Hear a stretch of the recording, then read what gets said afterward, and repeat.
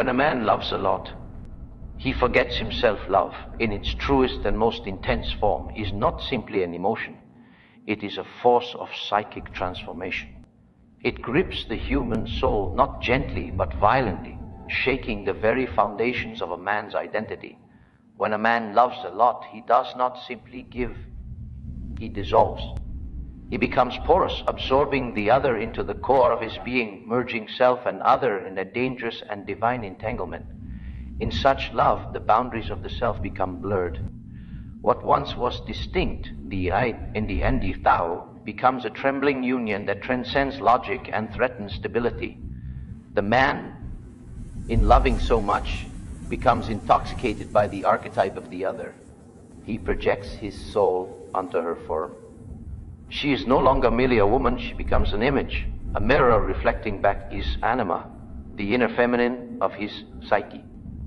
In his devotion, he elevates her to something sacred, but in doing so, he descends further into himself, often unknowingly. To love greatly is to risk greatly. The man who falls deeply in love does not fall into another person. He falls into the unknown regions of his own unconscious. He becomes vulnerable to being overtaken by the very ideal he has constructed. And if he is not vigilant, that ideal can consume him. He no longer sees the other for who they truly are, but as a symbol, a vessel for the soul's hidden longings. In forgetting himself, he does not simply lose touch with ego consciousness, he forfeits the balance necessary for inner wholeness. The first truth is this: when a man loves a lot, he projects. He places onto the beloved the luminous parts of himself he has not yet owned. Her beauty, her grace, her mystery, they may very well be hers, but they are also reflections of the man's inner world. He sees his own potential, his own divinity in her eyes, but because he has not claimed these qualities within, he believes they live solely in the other. This projection is not inherently wrong. It is, in fact, a vital part of human love. But when it is unconscious, it is perilous. The man begins to live for the reflection, not the reality. He becomes attached to an image, not a person. And the more he clings to the illusion, the more he loses himself. The second truth is that great love awakens the shadow. The more one loves, the more the unconscious demands attention. Love opens the heart, but it also exposes the wounds, the fears, the repressed emotions buried deep within. The man may become obsessed, jealous, dependent, not because he is weak, but because his unconscious complexes have been stirred. The beloved becomes the catalyst, the flame that sets the inner chaos ablaze. If the man does not turn inward and confront his shadow, he will be swallowed by it. He will act from compulsion, from pain, from insecurity masked as devotion. His love, once radiant, will rot into possession. And in this decay, he will forget who he is, not out of generosity, but out of psychological blindness. The third truth is the path to individuation lies through the very fire of this love. When a man forgets himself in love, it is a call, not to lose himself permanently, but to rediscover himself more fully. The beloved is not the destination, she is the signpost pointing inward. If the man is brave, he will ask, why have I loved her so much that I disappeared? He will begin the inner work. He will retrieve the projections, withdraw them from her form, and reclaim them as parts of himself. He will confront the shadow, not as an enemy, but as a guide. And in doing so, he will come to know a deeper love, not one born of longing, but of wholeness. To love and to forget oneself is a sacred beginning, but it must not be the end. Love is not the annihilation of the self, but the alchemy that transforms it. A man who loves greatly must also awaken greatly. He must descend into himself, confront what he has hidden, and emerge not as a half person clinging to another, but as a whole man, capable of seeing the other not as a savior, but as a soul alongside his own. This is the journey of the heart, not a straight line toward another, but a spiral inward, where love becomes a teacher, and forgetting oneself becomes the first step toward remembering who one truly is. When a man falls deeply in love, when the gravity of another soul pulls him out of himself and into a dance of fascination, longing, and desire, what he often does not realize is that this intense connection is not merely between two people. It is, in fact, a meeting of psyche and image, of reality and projection. The beloved, no matter how radiant, how kind, how magnetic she may be, is not merely seen for who she is. She becomes a canvas, often unconsciously painted with the brushstrokes of the man's own soul. In the earliest stages of deep love, there is often an intoxication that defies logic. The beloved seems perfect, glowing with a light that transcends ordinary existence. She appears as the answer, the completion, the long-lost piece that makes the man feel whole for the first time. But here lies the subtle and profound illusion. What he sees in her is not solely her essence, but a reflection of his inner world. A world he may never have explored, a world brimming with unrealized dreams, hidden longings, and unclaimed parts of the self. This phenomenon is not a trivial psychological mechanism. It is rooted in the very architecture of the human psyche.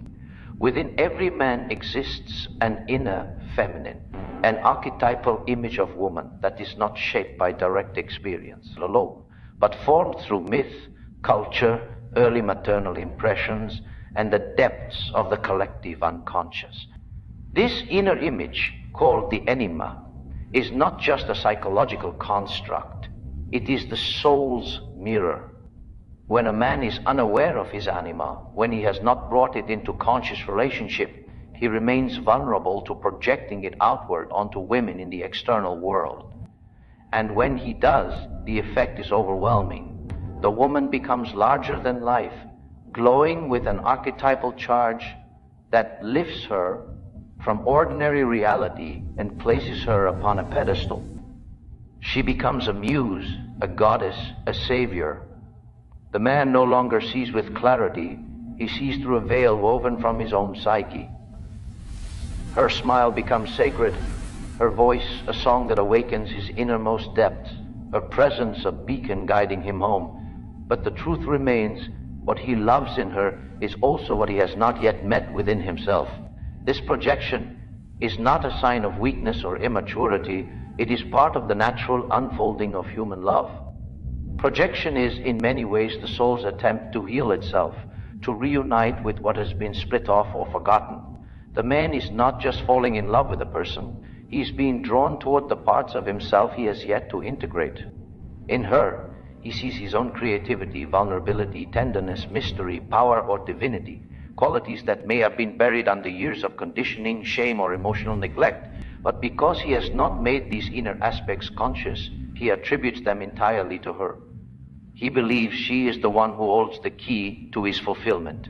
He becomes dependent on her presence, on her validation, on her love. And so, the deeper he falls into this projected love, the more he begins to disappear. He sacrifices authenticity for closeness. He abandons truth for the comfort of illusion.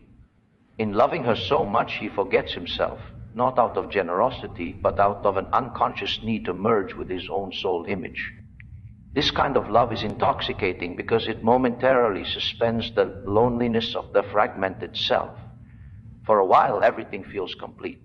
The man feels more alive, more connected, more himself than ever before. But this is a dangerous illusion because it is not sustainable. Eventually, the projection begins to crack. The woman reveals herself as a full human being with flaws, complexities, and shadows of her own. And when the man sees this, he may feel betrayed. He may believe she has changed or that the love was false. But in truth, she was never what he imagined. He loved an image, not a person. He loved the reflection of his own soul, not the full living reality of the other. And so disillusionment sets in. The one sacred connection begins to unravel. If the man is not conscious of his projection, he may grow resentful, disenchanted, or detached. He may withdraw or try to force her back into the mold of his fantasy. But no matter how tightly he clings to the illusion, it cannot hold. Reality demands recognition. The psyche demands integration. This is the moment of crisis, but also the moment of profound opportunity. If the man has the courage to face himself, he will see that the intensity of his love was not a mistake. It was a message. It was the soul calling him home, using the image of the beloved to awaken him to his own depths. He will begin to ask, what did I see in her that I have not seen in myself? What qualities did I attribute to her that are also part of my own nature? What pain did she soothe that I have not yet tended to within? By withdrawing the projection, not in rejection, but in reverence, the man begins the journey of individuation, the journey of becoming whole. He turns inward, not to escape love, but to deepen it. He begins to integrate the anima, not as an external figure, but as an inner guide. He meets the feminine within, not in fantasy, but in conscious relationship. He learns to honor his vulnerability, his emotional depths, his creativity, his receptivity. And in doing so, he no longer needs to see these qualities only in the beloved. He begins to embody them himself. And as he reclaims these lost parts, his love transforms. It matures. It becomes less about fusion and more about recognition, less about saving and more about seeing. He no longer demands that the beloved complete him. He meets her as an equal, as a sovereign soul with her own inner world. The pedestal dissolves, and in its place grows something real, intimacy based on truth, not illusion. Love that sees the whole person, not just the projected ideal. This is the alchemical nature of projection. What begins as illusion can become revelation if the man is willing to do the work. The beloved becomes a sacred mirror, reflecting back the soul's hidden potential. But he must be willing to look beyond the surface. He must have the humility to admit that what he saw in her was his own longing, and the strength to retrieve that longing and turn it inward. To project is human, to retrieve projection is divine. It is the path of conscious love, a path that demands self-examination, honesty, and the willingness to face the unconscious with open eyes. It is not an easy path, but it is the only one that leads to true connection, both with the other and with the self. When a man loves deeply and forgets himself, it is not a failure. It is the first step in the great unfolding. He must lose himself, not to remain lost, but to find what was hidden. He must love the image in order to awaken to the reality. And he must walk through the fire of disillusionment in order to stand in the light of authenticity. In the end, the beloved is not diminished by this process. She is finally seen not as a goddess, not as a fantasy, but as a real, whole, complex, luminous being. And the man, in reclaiming his projections, does not lose love. He discovers a love that is deeper, more grounded, more enduring than anything the fantasy could provide. He becomes capable of loving not from lack, but from fullness, not from illusion, but from truth, not to be saved, but to share the journey. This is the gift hidden within projection, the chance to meet oneself through the eyes of another and to emerge not as a half looking for its other half, but as a whole person ready to meet another whole in the mystery of authentic love. When a man falls deeply in love, something ancient within him begins to stir. Beneath the warmth of affection and the intoxicating sense of connection, a deeper process is quietly unfolding, one that reaches far beyond the surface of romance or desire. This process is not spoken of in songs or captured in fleeting glances. It is not always tender or light. It is fierce. It is demanding. It is the awakening of the shadow. Love, in its truest form, does not simply warm the heart. It opens the unconscious. It pierces the carefully constructed identity that a man has spent his life defending and lays bare what was hidden, buried, or repressed. The beloved becomes the portal. In her presence, in her affection, in the intimacy that strips away pretenses, the man is confronted not only with his longing for connection, but with the very parts of himself he has disowned. Love reaches into the psyche like a key into a locked chest, and what emerges is not always beautiful. Often it is terrifying. The shadow is not evil. It is not malevolent. It is simply that which has not been brought into the light of consciousness. It is everything a man has been told he must not be, everything he has learned to hide in order to survive, to be accepted, to be loved.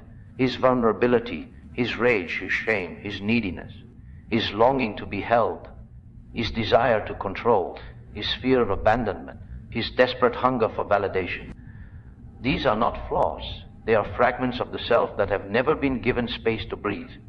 In the early stages of love, when everything feels euphoric and idealized, these fragments remain submerged. The shadow is patient. It waits. It watches.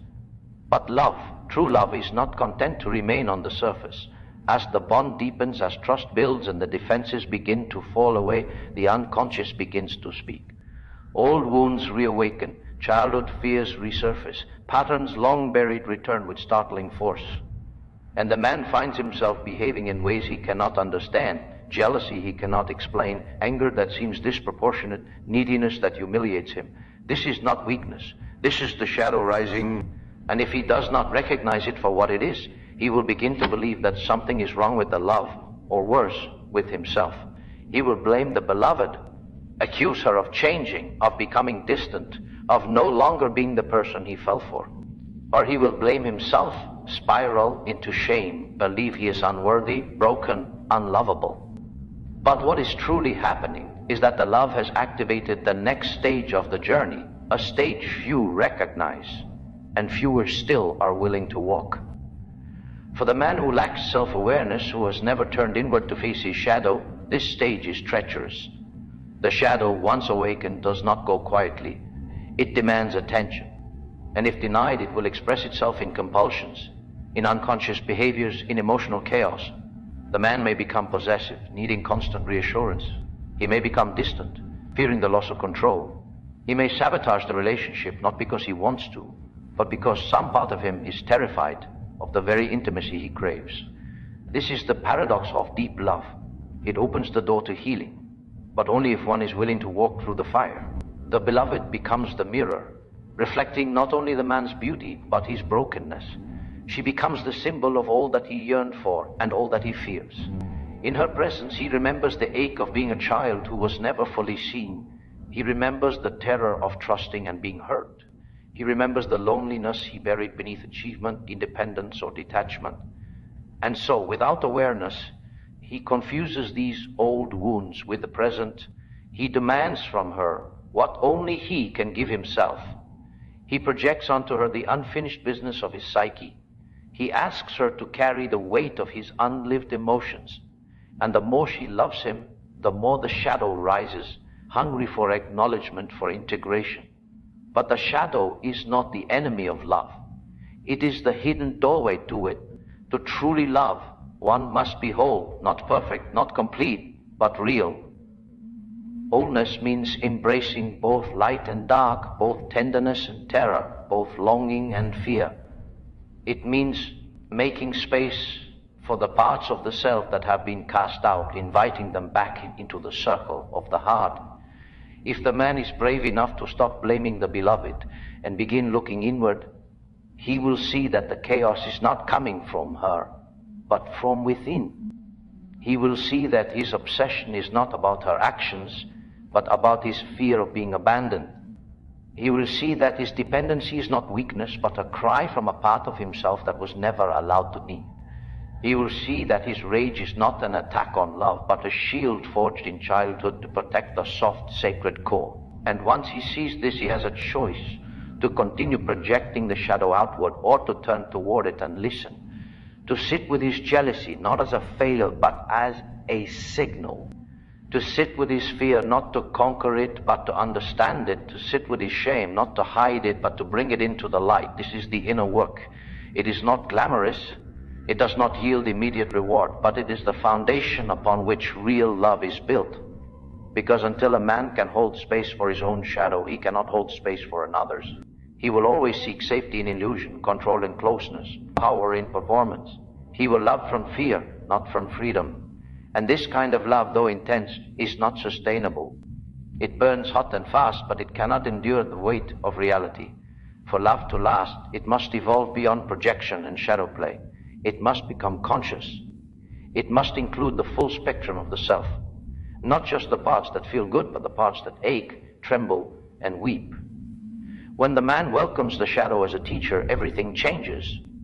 He begins to see that love is not about finding someone who fixes him, but someone who walks beside him as he learns to tend his own wounds. He begins to understand that his emotions, no matter how overwhelming, are not shameful. They are guideposts pointing him toward his truth. He begins to accept that to be human is to be conflicted, to carry both light and dark, to yearn and to fear in the same breath. In this awareness, love deepens. It softens. It becomes less about possession and more about presence. The man no longer needs to dominate or disappear. He can stand in his wholeness, knowing that he is enough, not because he is perfect, but because he is real. He can look at the beloved not as an answer, but as a companion, not as a savior, but as a soul. And from this place, love becomes a sacred container, not a refuge from the shadow, but a crucible in which the shadow is transformed. Two people, each doing their own inner work, come together not to escape themselves, but to meet themselves more fully through each other. They do not fear conflict, because they understand it is part of growth. They do not demand perfection, because they know that love is forged in the fire of imperfection. The awakening of the shadow is not the end of love. It is the beginning of real love. It is the threshold one must cross to move from fantasy to truth, from projection to presence. It is a painful path, yes, but it is also the only path that leads to depth, intimacy, and transformation. When a man loves deeply and finds himself in turmoil, he must resist the urge to flee or to blame. He must understand that what he is feeling is not proof that something is wrong, but proof that something important is trying to emerge. His obsession, his fear, his emotional chaos, these are not signs of failure. They are invitations to grow, to heal, to awaken.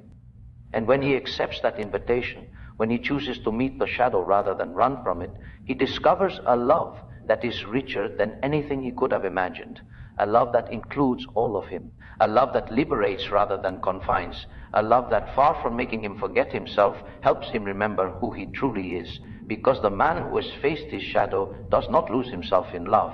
He finds himself more fully. He becomes capable of a love that is not rooted in lack, but in presence, a love that does not consume but creates, a love that does not cling but connects. This is the work, this is the path, and this is the reward. A love that is whole, a life that is honest, and a self that is finally fiercely free. When a man falls into love deeply and irrevocably, it often feels like a sacred collapse, an overwhelming surrender of identity, a drowning in something greater than himself. In this state, he is no longer simply himself. He is consumed, absorbed, taken over by an idea, an image, a force that seems to reach beyond rational explanation. And while this overwhelming state is often praised in poetry, longed for in life, and mythologized in stories, what few understand is that such a collapse is not the culmination of love. It is the beginning, a dangerous, necessary, and often misunderstood beginning. To lose oneself in love is not merely to be intoxicated by passion. It is to project one's innermost ideals, fears, and forgotten truths onto the beloved. It is to see in her not just a person, but an archetype, a reflection of the soul's own missing pieces. He sees beauty not only in her form, but in the way she mirrors his deepest longings, the parts of himself he has never dared to live. He feels whole in her presence, not because she completes him, but because she momentarily fills the aching gaps in his self-understanding. This fusion feels divine, and in a sense, it is the alchemical fire that begins the transformation of the soul.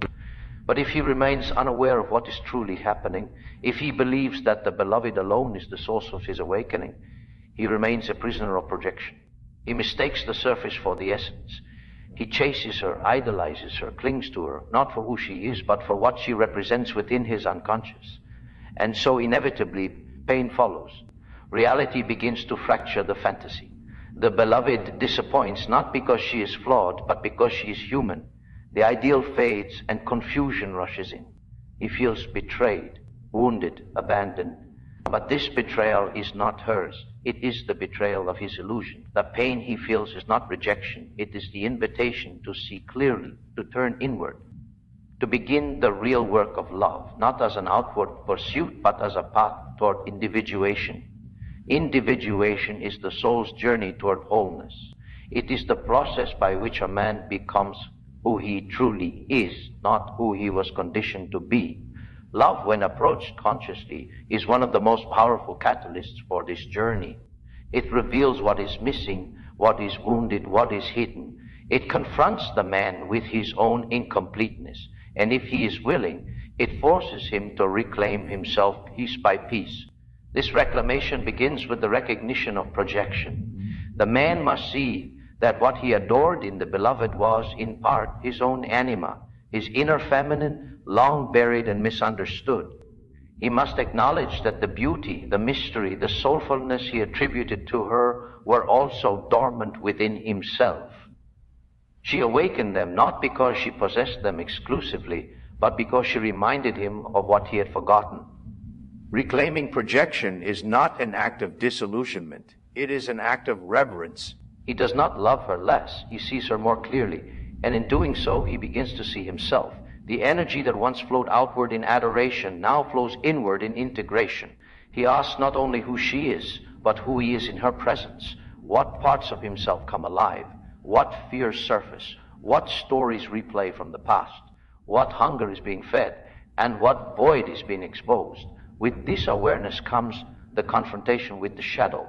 For the very love that opens him also exposes him. It reveals his defenses, his wounds, his compulsions. The intensity of love does not create these aspects, it uncovers them. And unless he is willing to face them, he will continue to act from them. He will confuse fear with intuition, control with care, obsession with passion. He will repeat old patterns, call them fate, and wonder why love always slips through his fingers. But if he has the courage to stand in the fire, to feel what arises without turning away, he begins to transform.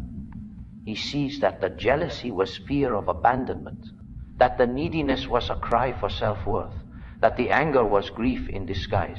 He no longer blames the beloved for his suffering. He thanks her for bringing it to light. This is the crucible of love, not a soft retreat into comfort, but a fierce initiation into truth. Love becomes the mirror in which he sees the totality of his being, the known and the unknown, the light and the shadow. And in this mirror, he begins to remember himself. But remembering is not enough. The man must act. He must bring these realizations into form. He must speak the truths he once silenced, feel the emotions he once repressed, embody the qualities he once projected. He must begin to live as a whole man, not perfect, but present, not without fear, but no longer ruled by it. This path is lonely at times, for as he turns inward, he may feel disconnected from the world he once knew. The illusions fall away, and with them, the false selves he used to maintain relationships. He may lose friends, lovers, comforts, but what he gains is authenticity, integrity, freedom. And as he continues, something extraordinary happens. Love, which once consumed him, becomes the ground he stands upon. It is no longer a force that takes him away from himself. It becomes the current that brings him deeper into himself. He learns to love without losing, to give without grasping, to receive without collapsing. He becomes capable of seeing the beloved not as an object of need, but as a partner in transformation. Together, they walk the path, not to complete each other, but to support each other in becoming complete. They challenge each other, mirror each other, trigger each other, not as adversaries, but as allies in the sacred work of individuation. Such love is not easy. It demands constant reflection, constant surrender, constant truth-telling, but it is real. And in a world drowning in performance and pretense, realness is the rarest and most precious thing of all. Through this journey, the man becomes whole, not by rejecting love, but by using it as the fire that burns away illusion. He discovers that the path to individuation does not require solitude, but conscious connection. That the self is not found in isolation, but in the fearless navigation of relationship. He learns that love is not the loss of self, but the expansion of it. That to truly love another, he must first reclaim himself. That the beloved is not his destination, but his reflection. In the end, he no longer seeks love to fill a void. He no longer fears losing himself. He no longer uses another as a mirror he cannot face. He has become the mirror. He has walked through projection, through shadow, through loss, through longing, and emerged not as half of a whole, but as a whole capable of union. This is the path. Not quick, not easy, but true. And when a man walks it, not only does he become himself, he becomes love itself.